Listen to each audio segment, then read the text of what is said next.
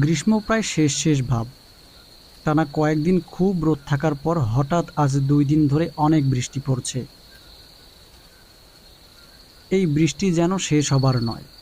নগরজিৎপুর গ্রামের প্রায় সব কৃষকই তাদের জমিতে অনেক বছর ধরে নানা রকমের ফসল চাষ করে আসছে। এবারও তার ব্যতিক্রম নয়। গ্রামের রাস্তা ধরে দুই বন্ধু ছাতা নিয়ে হেঁটে যাচ্ছে তাদের ফসলি জমির দিকে। একটু দেরি করে গেলেই যে জমি ডুবে যাবে পানিতে। আরে ভাই, হঠাৎ করে এত বৃষ্টি হবে কে জানে। কয়েকদিন কত রোদ, বাপরে বাপ। আজকে আবার এত বৃষ্টি। ধুর ধুর, আর ভালোই লাগে না। তাড়াতাড়ি পা চালা, না হলে ফসল সব ডুবে যাবে রে। তা যা বলেছিস। আকাশের গঙ্গানি দেখে মনে হচ্ছে আজকেই বন্যা হয়ে যাবে।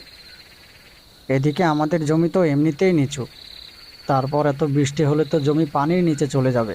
তাড়াতাড়ি পা চালা। তা তা ঠিক বলেছিস। তবে আমরা যেভাবে তাড়াতাড়ি যাচ্ছি সেভাবেই ফিরে আসতে হবে। জানিসই তো ওই কলা বাগানের কাহিনী কীরকম। বাপ দাদার আমল থেকে শুনে আসছি, ওই কলা বাগানে নাকি এক গরিব লোককে মেরে ফেলে মাটি চাপা দিয়েছিল। বাপরে বাপ, মানুষ এত নিষ্ঠুর হয় কিভাবে বলতো। কি আর করার আছে ভাই, গ্রামের দিকে কার যে কুনজর পড়লো। লোকটাকে মারার পর তো কেউ সেখান দিয়ে রাত্রিবেলা যায় না। অদ্ভুত সব কাণ্ড নাকি ঘটে। সব কিছু কি আর আমাদের ইচ্ছায় হয় বল। তবে আমার এত তাড়াতাড়ি মরার ইচ্ছে নেই বাপু। তাড়াতাড়ি চল, আইলগুলো বেঁধেই চলে আসি। আচ্ছা আচ্ছা, লোকটাকে কে বা কারা মেরেছিল রে? জানিস কি কিছু এই বিষয়ে? তা জেনে আমাদের কাজ নেই ভাই, তাড়াতাড়ি পা চালা এখন। তারা দুজন কথা বলতে বলতে তাদের জমিতে পৌঁছে যায়। জমিতে পৌঁছে দেখতে পায় তাদের জমিতে পানি চুপচুপ করছে। ধানের গাছ যেন পানির নিচে সাঁতার কাটছে। আর একটু দেরি হলেই যেন সব ফসল ডুবে যেত। দেখেছিস, আর একটু দেরি করে আসলেই কি হতো বুঝতে পারছিস? তার বলতে, এখন তাড়াতাড়ি আইল বেঁধে বাড়ি ফিরতে পারলেই বাঁচি বাবা। হ্যাঁ হ্যাঁ, এমনিতেও আমার কেমন জানি লাগছে। তারা আর কোনো কথা না বলে বৃষ্টির মাঝেই তাদের জমির আইল বাঁধতে লাগলো। আকাশটা যেন আজকে অন্যরকম রূপ ধারণ করেছে। চারিদিকে ব্যাঙের গঙ্গানি আর ঝিঝি ডাকে ভরা। এমনিতেই এই জায়গা অনেক বেশি শুনশান। তারপর রাতের বেলা কেউ আসে না। বৃষ্টির সাথে ঝিঝি পোকার ডাকে যেন পরিবেশটা থমথম করে রেখেছে। আরে ও করিম, হলো তোর?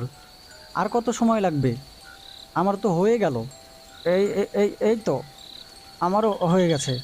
আর অল্প একটু লাগবে। তাহলে চল এখন, আর দেরি করা ঠিক হবে না। দেখে তো মনে হচ্ছে অনেক রাত হয়ে গেছে রে। চল তাড়াতাড়ি। তারা জানে তাদের এত রাত করাটা ঠিক হয়নি। তার উপর ওই কলা বাগানের ভিতর দিয়েই তাদের যেতে হবে।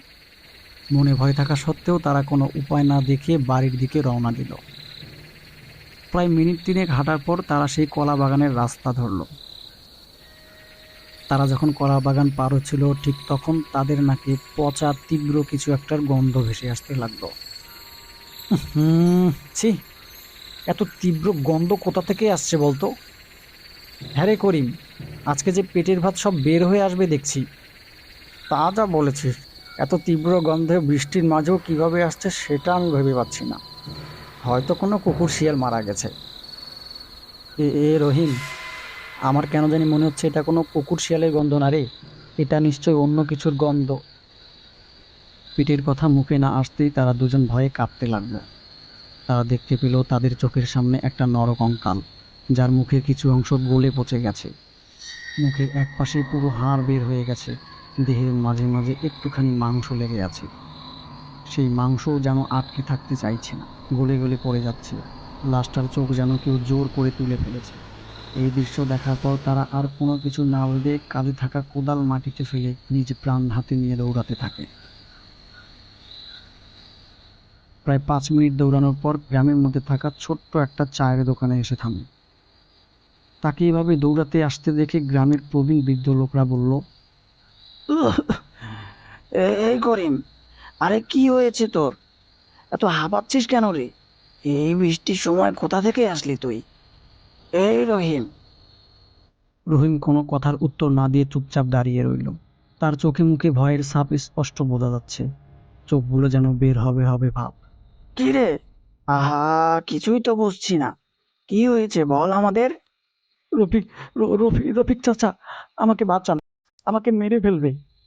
আরে, কে মারবে? কথায় মার প্যাচ না মেরে সবকিছু খুলে বলতো।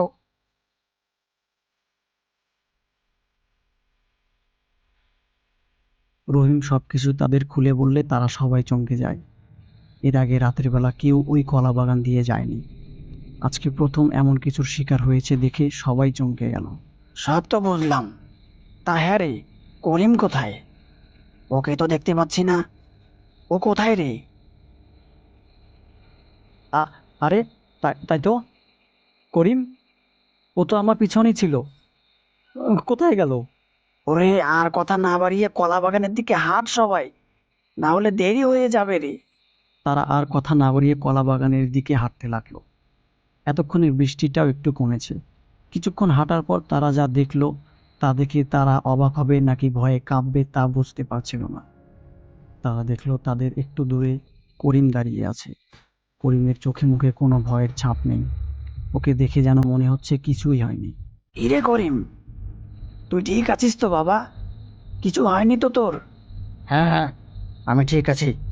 আমাকে নিয়ে এত চিন্তা করতে হবে না তোদের কারো। আমার অনেক ঘুম পাচ্ছে। চল, সবাই বাড়ি ফিরে যাই। তার এমন আচরণে সবাই একটু অবাক হলেও কিছু বলল না কেউ। তারা সবাই করিমকে নিয়ে বাড়ি ফিরে গেল। পরের দিন সকাল হতে না হতে গ্রামের মাঝে চেঁচামেচি শোনা গেল। রহিম বাইরে বের হয়ে দেখতে পায় সবাই ওই কলা বাগানের দিকেই যাচ্ছে। সবার মুখে একটাই কথা, ছেলেটা অনেক ভালো ছিল, এভাবে মারা যাবে কখনো ভাবিনি। আরে, কি হয়েছে? সবাই ওই কলা বাগানের দিকে যাচ্ছে কেন? কি কি হয়েছে? কে মারা গেছে? আমিও সেটাই জানার জন্য যাচ্ছি। চল দেখে আসি। রহিম আর কোনো কথা না বলে তাদের সাথে যেতে লাগলো। কলাবাগানে গিয়ে তার মাথা যেন কাজ করা বন্ধ করে দিল। সে চোখের সামনে যা দেখলো তা যেন বিশ্বাস করার অযোগ্য। তার সামনে একটা কাটা মাথা পড়ে আছে। সেটা আর কারোর না, তার বন্ধু করিমের মাথা। মাথাটার পাশেই গাছের ডালে ঝুলছে তার নিথর দেহটা।